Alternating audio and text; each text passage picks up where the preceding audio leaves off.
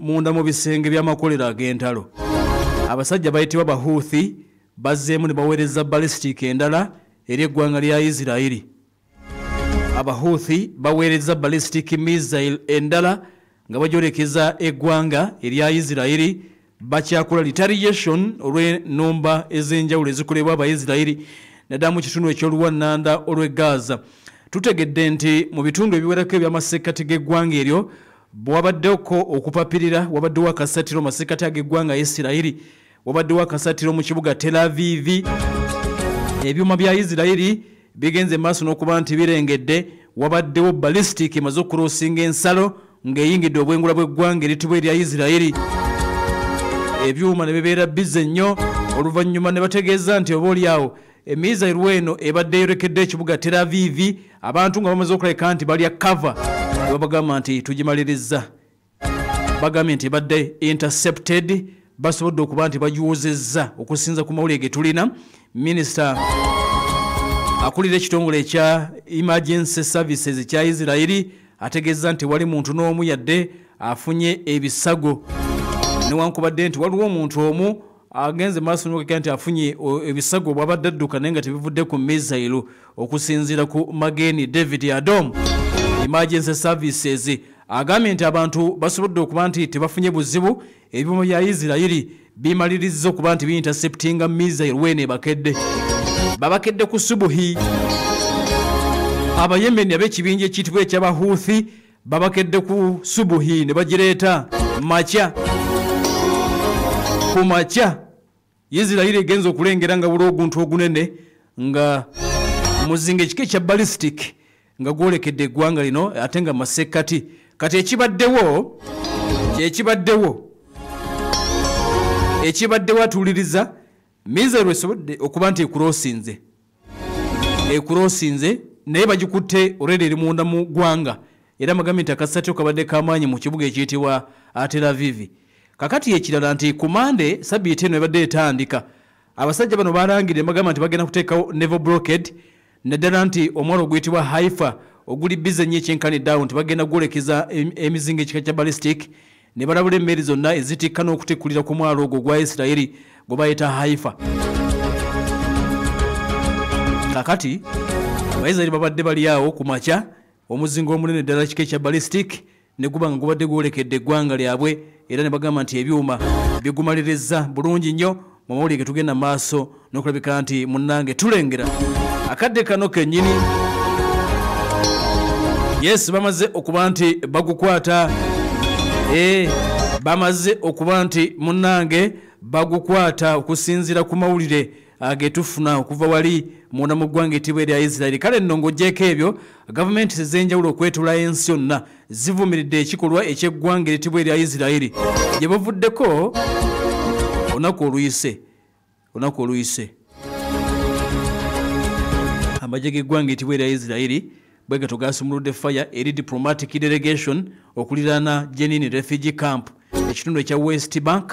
Waliwo delegation y'aba diplomats abadde bazze okulaba embeera eriyita mu kitundu kyekiyitibwa Jenin. Kaakati Isirairi kye yakoze n'esumulula fire. Abaisirairi nabagamba nti bo banyumiza. Kaakati delegation bakungu babadde bavudde mu nkago gwa Bulaaya, European Union, abalala babadde bavudde Bungereza, abalala babadde bavudde Russia, abalala babadde bavudde mu ggwanga eritibwa China. Kati nga bamaze n'okubawa ekkubo mu bagenda okuyita, baagala okulambula embeera nga bw'eri Gaza, balabe n'engeri gye bayinza okuba nti munnange bayambamu n'okkomya ekitta abantu ekigenda maaso wano e Gaza.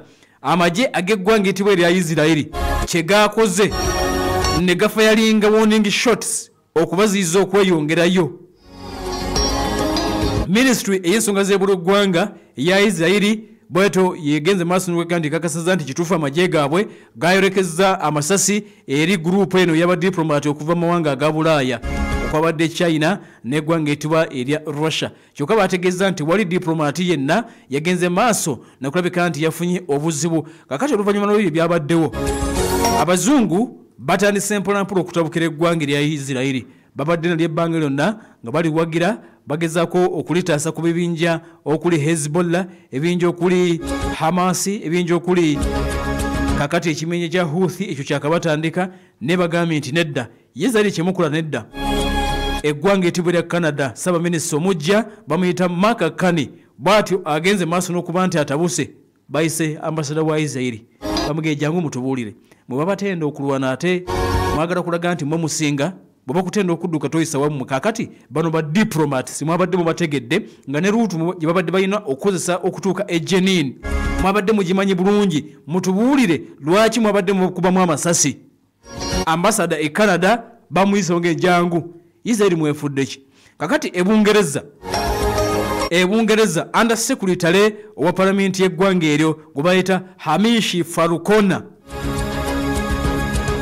ategeeza n'agamba nti bamaze okuliziganya ne badiplomati abayolekezeddwa ebyasi wali mu ddwaniro era bagambye nti bagenda kutandika okunoonyereza balabe ekiruubirirwa ekya Israel kyabadde ki bakikoze kagenderere oba bakikoze mu butanwa. Ssaabaminisita w'eggwanga ettibwa erya Ireland bamuyita Michael Martin bw'ati agambye nti bali shocked nnyo olw'amagye ga Israel okuba nti gurupu y'abadiplomati be babadde bamanyi obulungi ababadde mu tawuni eyitibwa Jenin bagenze maaso n'okuba nti baboolekeza amasasi ate nga bakimanyi. Eyitale Ssaabaminisita bamuyita Antonio Tajani oyo minisita nsonga za bw'eggwanga agambye nti Israel bagiwadde obudde butono ddala egende maaso n'okuba nti evaayo etangaaze ku ebyo byonna ebyabaddewo. Kakati minisita w'ensonga z'eggwanga ebudaki bamuyita Caspar Veldkamp ayogedde. Abafalansa nga bayita mu minisita w'ensonga z'ebweru gwe bayita Jean-Noble Barrot nabo boogedde. Finland Elina Vorteneni ye minisita w'ensonga z'ebweru w'eggwanga. Danish foreign minister gwe bayita Loke Ramu Rasmussen naye ayogedde. Belgium deputy Ssaabaminisita ayogedde. Norway minisita w'ensonga z'ebweru w'eggwanga gwe bayita Espen Barth Aid naye ayogedde. Minisita w'ensonga z'ebweru w'eggwanga Portugal efulumizzaawo statement. Abagermany nga bayita mu Federal Foreign Office bafulumizzaawo statement. Slovenia bakivumiridde. Jordan bakivumiridde. Qatar bakivumiridde. Turkey bakivumiridde. Misiri bakivumiridde. Uruguay bakivumiridde. Mexico bakivumiridde ekyakoleddwa Israel. Kakati bagambye ono omusajja alabika atandise okumera. Omanyi ebbanga lyonna gano amawanga gabadde gabaakinganya eggwanga lya Israel naye nabagambye nti Abaisirairi oba tugambe nti beekyawa oba tubayite balalu oba kiki baategedde bulungi nti kubanga wabaddewo okuteesa mu byonna ebyabaddewo wabaddewo okuteesa nti tugenda kujja era mutuwe ruutu gye munowooza nti eri safe wane Jenin. Israel nekkiriza kakati ate abasirikale ba Israel ne boolekeza abakungu bano amasasi. Emmotoka za UN juzi zaakubwa nga Israel yekikola. Mu lutalo luno nga bwe lubadde lutambula bannamawulire babadde bakubwa butereevu. Mu lutalo nga bwe lubadde lutambula amalwaliro gabadde gakubwa butereevu. Olutalo luno nga bwe lubadde lutambula abantu nga badduse mu maka gaabwe nga batadde tenti mu bifo eby'olukale. Israel abadde abitagetinga n'abikuba. Aba Red Cross Israel badde abatagetinga n'abakuba. Kati amawanga gano gabadde nga gasirika. Bannamawulire nga battibwa ne basirika. Aba Red Cross nga battibwa ne basirika. Kati boogedde lwakuba abakungu b'amawanga ba diplomats bennyini Israel babadirecteza fire. Bakivumiridde Israel bamutadde mu katomu gamba nti otandika otya ssebo oyagala kutwemoolerako ngoba olwana wafuuka mulalu buli kyolaba okuba kikube kyekibuuzo kye bali mu kubuuza Israel naye si babadde ayagala kubamaliriza. Israel abadde ayagala kuba badiplomata bamalewo. Kakati amawanga gano gatandise okuba nti gakyusa tone ku ggwanga lya Israel. Jjukira nti ataddeko Pale FM kweri omuntu wa bulijjo. Bafulumiza n'ekiwandiika Abafalansa, Abakanada n'Abangereza ne batiisatiisa n'okumuteekako natti singa ebintu atagenda maaso nakulabika nti boolyawo abisootinga akadde konna. Naye Abaisirairi nga bwe bagambye nti balabika mu byonna ebigenda mu maaso tebalina kye batidde era tebalina kye beetonda. Balaga nti tebatya kubanga Ssaabaminisita eggwanga lyabwe gwe bayita Ssaabaminisita yennyini gwe bayita King Bibi Benjamin Netanyahu avudde n'ategeeza nti amagye gaabwe aga Israel gagenda kubeera Gaza era gagenda kufuga ekitundu kyonna Israel will control all of Gaza. Oluvannyuma lwa amagye gano okuddamu okuba nti galumba, ategeeza n'agamba nti Israel egenda kufuga Gaza yonna. Oba ki tugenda kufugayo.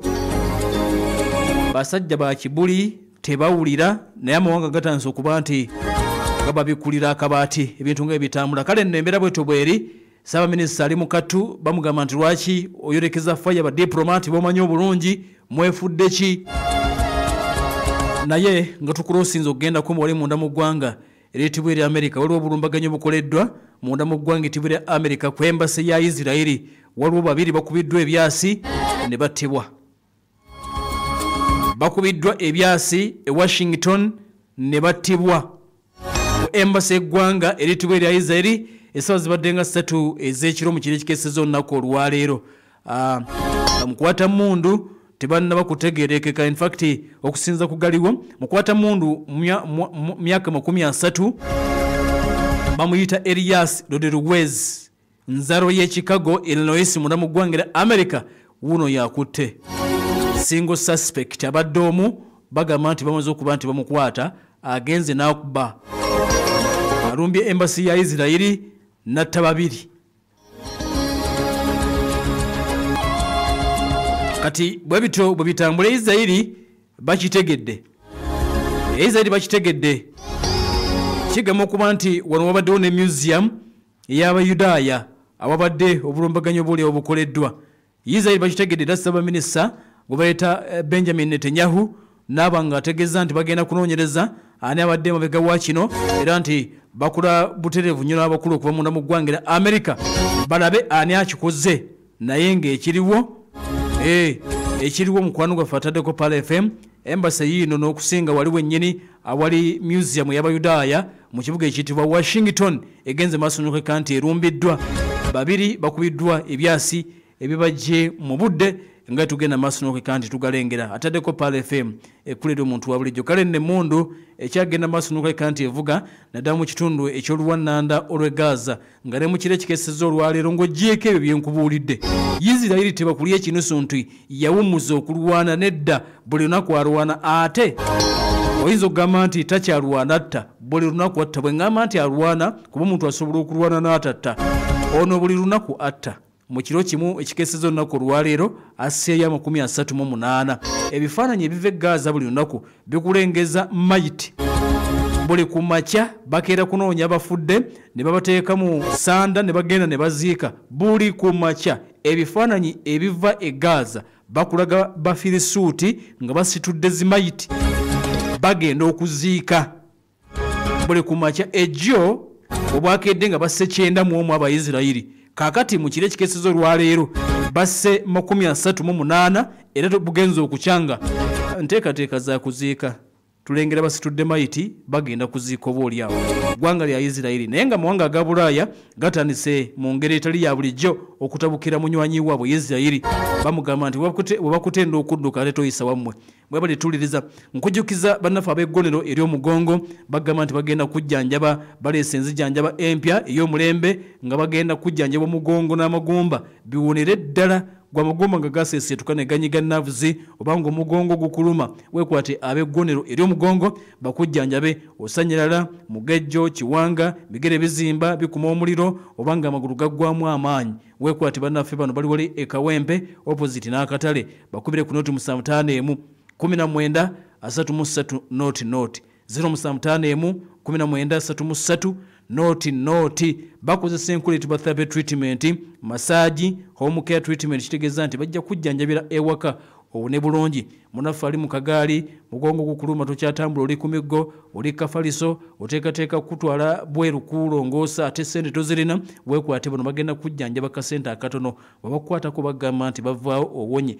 Bw'oba tosobola kugenda ku ddwaliro bajja kujja ewaka. Endwadde zonna ez'amagumba n'emigongo bikwase ab'eggonero ery'omugongo wali e Kawempe. Bali ku kizimbe ekya Kawempe Shopping Arcade opposite n'akatale.